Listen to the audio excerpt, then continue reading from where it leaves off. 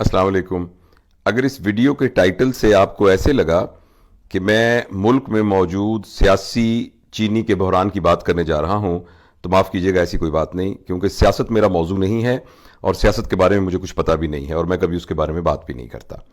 मैं जिस चीनी के बहरान की बात कर रहा हूं वो असल में सियासी चीनी के बहरान से भी ज़्यादा ख़तरनाक है, और वो बहरान है जो चीनी हमारे जिस्म में जाकर पैदा करती है, यानी रिफाइंड शुगर।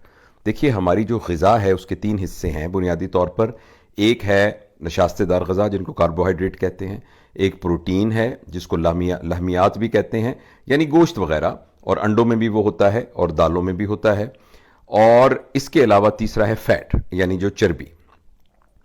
इसके अलावा कुछ चीज़ें ऐसी हैं जो विटामिन्स हैं और जो मिनरल्स हैं, ये वो चीज़ें हैं जो कि थोड़ी मिकदार में चाहिए होती हैं। इनकी कोई ग़िज़ाई वैल्यू तो नहीं होती, मगर ग़िज़ा को सही तरीके से इस्तेमाल करने के लिए बहुत ज़रूरी होती है। देखिए, जो चीनी हम खाते हैं, ख़ास तौर पे वाइट शुगर जिसको हम रिफाइंड शुगर कहते हैं, जो कि गन्ने से तैयार की जाती है, और कुछ वेस्ट के मुल्कों के अंदर शुगर बीट्स होती हैं, ये ख़ास किस्म की जड़ें होती हैं जिनसे तैयार की जाती है। ये रिफाइंड शुगर एक आदादो शुमार के मुताबिक अगर आप एवरेज देखें तो 20 से 22 चम्मच एक पाकिस्तानी एवरेज रोजाना कंज्यूम करता है। इसमें वो भी शुगर है जो कि रॉ फॉर्म के अंदर चाय में डाल के चीनी ली या वैसे चीनी उसने ली। इसके अलावा वो भी शुगर है जो मुख्तलिफ और आर्टिफिशियल जो स्वीटनर्स हैं, या जो बिस्किट्स हैं, जो बेकरी की प्रोडक्ट्स हैं, जो मिठाइयाँ हैं, उनके अंदर डाल के हमने ली। तो ये जो शुगर हमारे अंदर जाती है, जो रिफाइंड शुगर है जिसको केमिकली हम सुक्रोज कहते हैं, ये मैं आपसे अर्ज करना चाहता हूं कि ये वो हमारे जिस्म के लिए बहुत खतरनाक है, क्योंकि इसके अंदर जो हरारे, यानी जिनको कैलोरीज कहते हैं, उनका टेक्निकल नाम यह है कि ये एम्प्टी कैलोरीज हैं। जब एक शुगर हम मुंह के रास्ते लेके जाते हैं, वो मैदे में जाती है और छोटी अंतड़ी में जाती है, तो वो इतनी हाई कंसंट्रेशन में होती है कि उसको एब्जॉर्ब होने, यानी जिस्म में खून का हिस्सा बनने के फौरन बाद हैंडल करने के लिए हमारे जिस्म में एकदम इंसुलिन पैदा होती है। और वो जब इंसुलिन पैदा होती है तो वो इस ग्लूकोज को संभालने के चक्कर में इसको फटाफट कहीं स्टोर करना चाहती है, और वो जो स्टोर करना चाहती है वो फौरी तौर पर फैट में स्टोर कर लेती है। इन अदर वर्ड्स, जितनी हम रिफाइंड शुगर लेते हैं उसमें से अक्सरियत हमें तवानाई या ताकत पहुंचाने की बजाय चर्बी की शक्ल में खास तौर पर हमारे पेट के इर्द गिर्द इकट्ठा होना शुरू हो जाती है। और ये जो पेट के इर्द गिर्द चर्बी इकट्ठी होती है, जिन लोगों में ये ज्यादा होती है उन्हें सांस की बीमारियां ज्यादा होती हैं, उन्हें diabetes type 2 hyper diabetes mellitus वो ज्यादा होती है, उन्हें ब्लड प्रेशर ज्यादा होता है, उन्हें हार्ट अटैक ज्यादा होता है। तो एक तो ये बुनियादी बात है। अच्छा, दूसरी अहम बात यह है कि ये जो शुगर है, ये शुगर हमारे एजिंग प्रोसेस को रैपिड करती है। एक स्टडी अमेरिका में की गई, उसमें लोगों की तस्वीरें खींची गई और खींच के मुख्तलिफ लोगों को दिखाई गई, और उनको दो ग्रुप में तकसीम किया गया, वो जिनका के ब्लड शुगर लेवल कंजम्पशन यानी शुगर की ज्यादा थी और वो जिनकी शुगर की कंजम्पशन कम थी। तो लोगों ने जिसकी उम्र 40 साल थी उसको कहा कि इसकी उम्र 50 साल है, यानी जो एपरेंट देखने में एज नजर आती है वो लोग जो शुगर कंज्यूम करते हैं उनके अंदर वो ज्यादा होती है। इसी तरह जिल्द की बीमारियां, जिनके अंदर एक्नी है, ये बहुत ज्यादा होती है उन लोगों को जो कि रिफाइंड शुगर ज्यादा इस्तेमाल करते हैं। इसके अलावा एक बात और बहुत अहम मैं आपको बताना चाहता हूं, और जो लोग मेडिकल साइंस से ताल्लुक रखते हैं वो ये बात जानते होंगे कि जब शुगर हमारी बॉडी के अंदर जाती है तो रिफाइंड शुगर, एक हार्मोन होता है जिसे हम कहते हैं ग्लिप्टिन।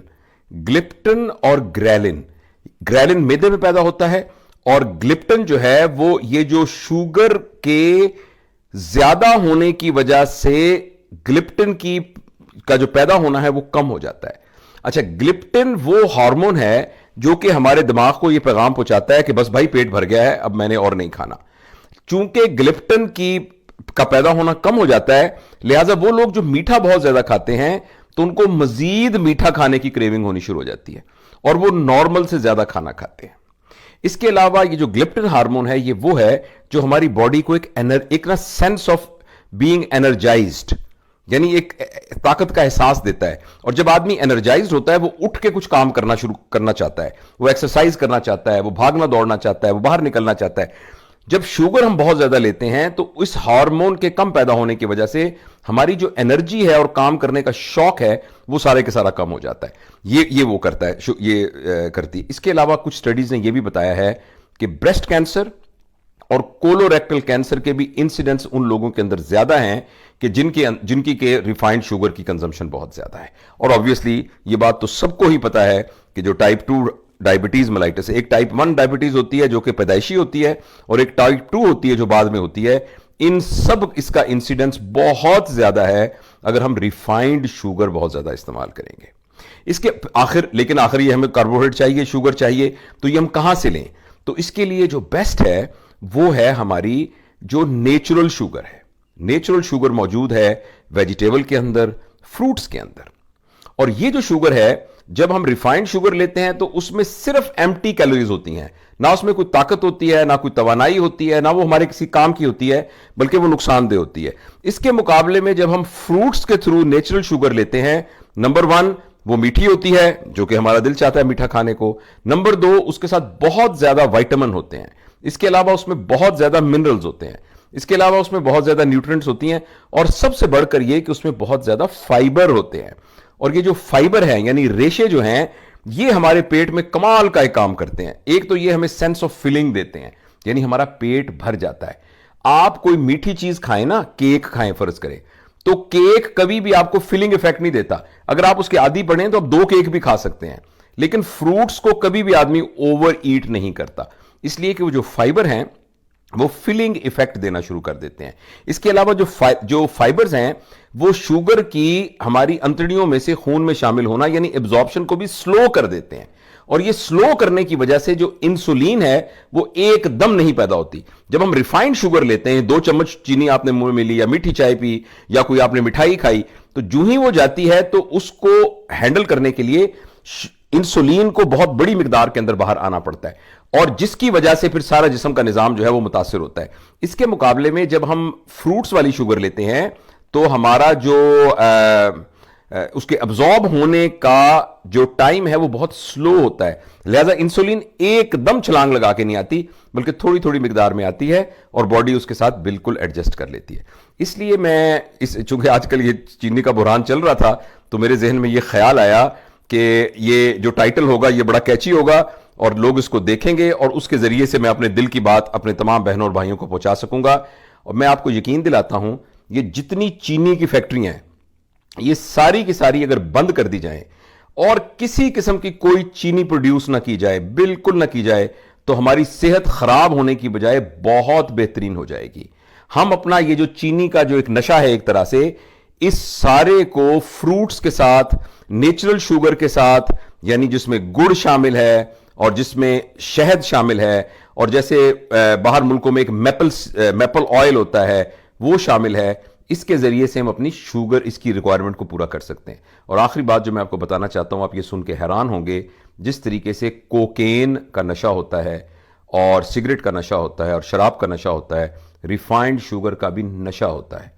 और वो जो नशई जिनके अंदर डोपामीन पैदा होता है, जिसकी वजह से उनको अगर वो नशा ना मिले तो उनकी तबीयत खराब होना शुरू हो जाती है, बिल्कुल यही चीज ये रिफाइंड शुगर भी करती है, चीनी भी करती है। हमारे अंदर क्रेविंग होनी शुरू हो जाती है, लेकिन चूंकि चीनी के थैले के ऊपर लिखा नहीं होता कि ये नशे वाली चीज है और इस पर लिखा नहीं होता कि इसका इस्तेमाल आपके लिए नुकसानदेह है, इसलिए हमें इस बात का पता नहीं चलता। लिहाजा मैं अपनी बात को इस बात पर खत्म करता हूं कि अपनी खुराक में से रिफाइंड शुगर को बिल्कुल खत्म कर देना चाहिए। ऐसा कर देने से, और मैं एक चीज शायद बताना भूल गया, जितने फजी ड्रिंक्स हैं, ये जितने सोडा हैं, ये सारे के सारे रिफाइंड शुगर की भरमार होती है सबके अंदर। तो लिहाजा मिठाइयाँ, केक, पेस्ट्री, कैंडीज और जितने स्टार्च बेस्ड बिस्किट्स हैं और फजी ड्रिंक्स हैं, इन सारों को अगर हम अपनी ज़िंदगी से निकाल देंगे तो आप देखिएगा कि हमारी सेहत पहले की निस्बत बहुत बेहतर हो जाएगी।